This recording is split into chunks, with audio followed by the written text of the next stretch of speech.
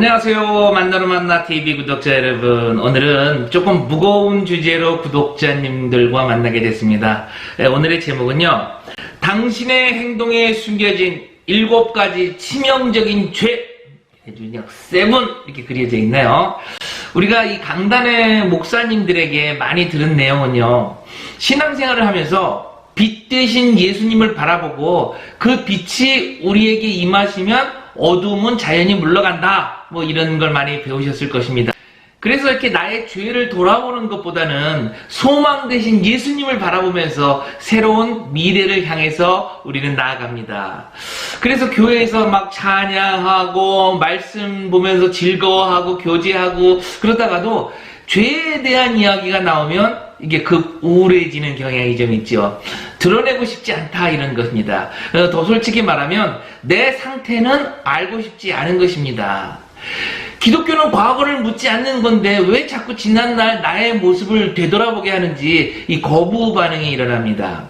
사랑하는 만나러 만나 TV 구독자 여러분, 이 책은요 죄를 보라는 것이 아닙니다.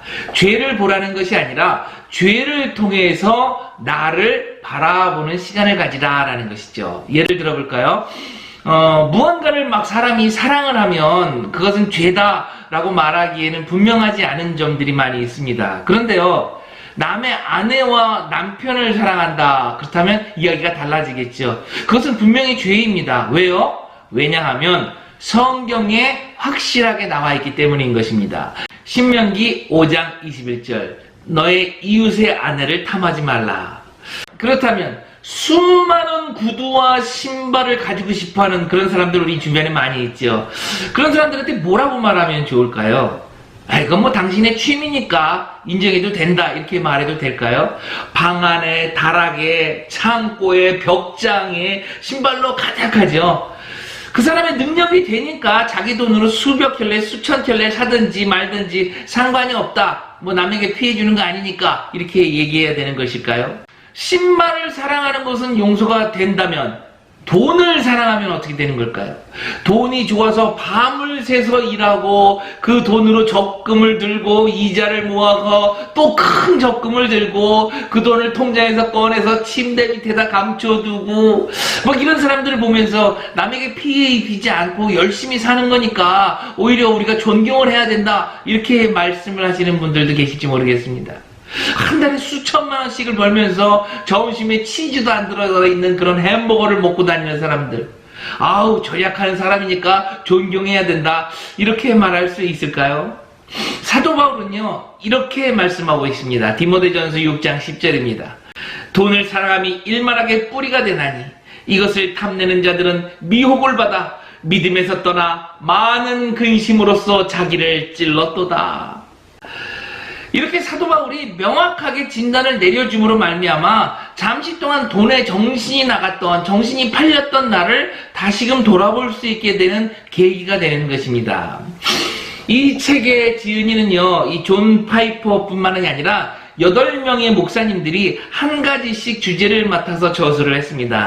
맨 앞에는요, 들어가는 글 있고요. 그 다음에 이제 죄에 대한 짧은 역사에 대한 설명이 있습니다. 그리고 이제 7가지 죄악이 나열되어 있는데요. 교만, 시기, 분노, 나태, 탐욕, 탐식, 정욕, 이렇게 7개의 주제를 7개의 목사님이 아주 짧게 주제별로 정리를 해 놓았습니다. 오늘은요, 서론에 해당하는 이 들어가는 글 그리고 죄에 대한 짧은 역사에 대해서만 리뷰를 해보도록 하겠습니다. 자, 시작합니다. 들어가는 글입니다. 예수님을 따르면 자신의 행복을 포기해야 한다고 생각하는 사람이 많다.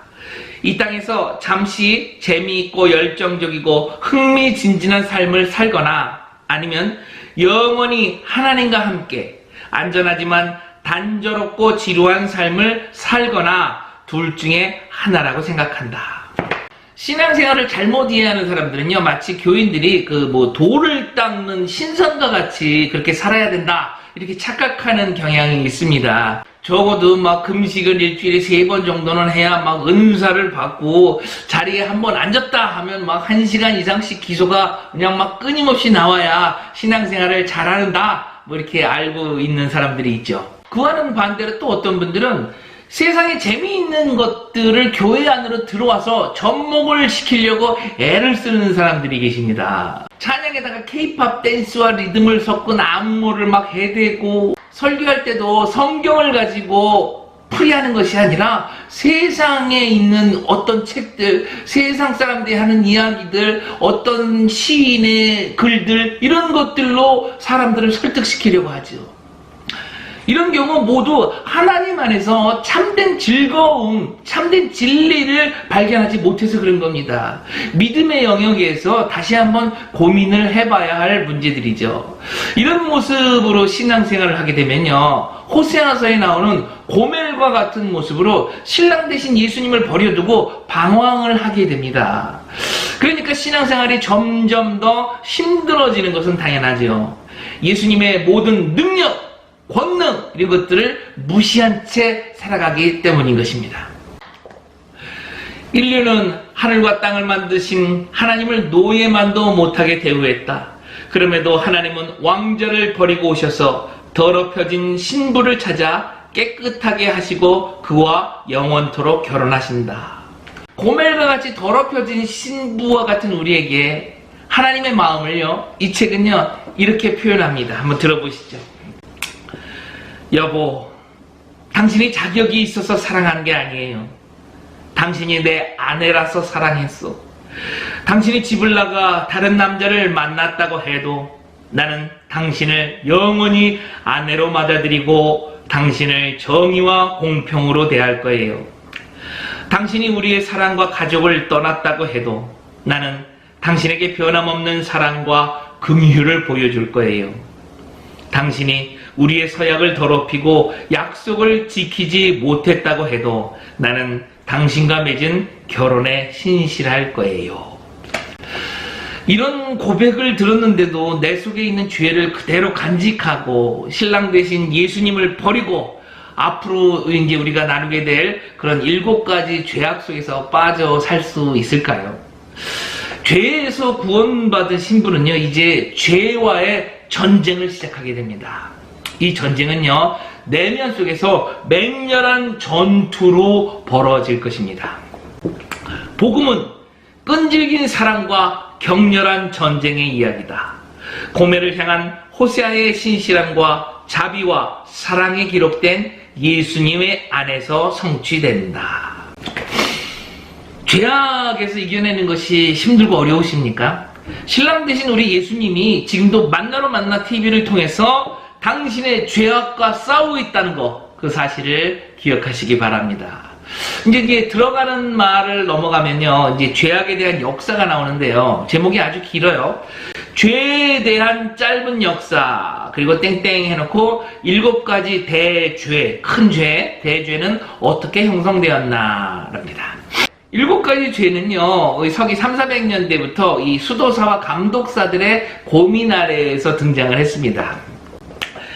행위로 드러나는 인간의 마음을 어떻게 진단해야 할지 고민했다. 행위로 드러나는 죄의 표면 아래 숨겨진 우상숭배의 진짜 뿌리는 무엇인가? 예를 들어 이웃의 불행을 보고 남몰래 좋아하는 남자의 죄악된 충동의 핵심에는 무엇이 있을까? 구두를 사도 더 갖고 싶어하는 여자의 끝없는 욕심 아래에는 무엇이 있을까? 에바구리스는 인생의 마지막 17년을 수도원의 공동체에서 고민하다가 죄의 근원이 되는 8가지 생각을 알아냈는데, 그것이 탐식, 불순, 탐닉, 슬픔, 분노, 게으름, 자만심, 교만이다. 교황 그레고리오 1세의 수정을 통해 그 유명한 7가지의 죄로 발전했다. 여러분, 이 도표가 보이시나요? 교만이라는 뿌리를 통해서 이 가지가 올라오는데, 우울감, 자만, 시기, 정욕, 탐식, 게으름, 탐닉, 이런 줄기들이 나타난다, 이런 이론이 있죠. 좀 더 구체적으로 얘기해 볼까요? 교만이라는 뿌리를 통해서 시기라는 줄기가 생기면 그 시기라는 줄기를 통해서 여러 가지 나쁜 열매들이 생기는데, 보시다시피 중상, 증오, 수군거림, 이웃의 불행을 기뻐함, 이웃이 잘 되는 것을 배아파함, 이런 나쁜 열매들이 생긴다. 이런 정의를 내렸다라는 얘기입니다. 그 외에도 이제 전문적인 여러 가지 이야기가 나오는데요. 소망은 하나라는 것이 결론입니다. 우리가 어떤 죄를 지었든 우리의 유일한 소망은 그리스도 안에 계신 하나님을 행하는 것이다. 시편 139편 23절로 24절입니다. 하나님이여 나를 살피사 내 마음을 아시며 나를 시험하사 내 뜻을 아옵소서. 내게 무슨 악한 행위가 있나 보시고 나를 영원한 길로 인도하소서. 할렐루야. 오늘의 결론을 말씀드리겠습니다. 오늘의 결론은 네 가지입니다. 첫 번째, 죄악 속에는 참된 평화와 즐거움이 없다라는 것을 명심하셔서 절대로 악한 것들의 게임에 속지 말 것. 두 번째, 성령님이 말씀으로 우리 죄를 드러내셔서 우리 마음을 고쳐주시기를 반드시 간구할 것. 세 번째입니다. 가까운 그리스도인 친구들과의 교제 속에서 서로를 의지하고 도와줄 것. 그리고 네 번째, 우리가 절대 하지 말아야 할 것은 아무것도 하지 말 것. 마지막 한 줄 읽어드리고 오늘 리뷰는 마치겠습니다. 죄는 치명적이다. 사는 동안 항상 죄를 죽이라. 하루도 쉬지 말라. 죄를 죽이지 않으면 죄가 당신을 죽일 것이다. 할렐루야.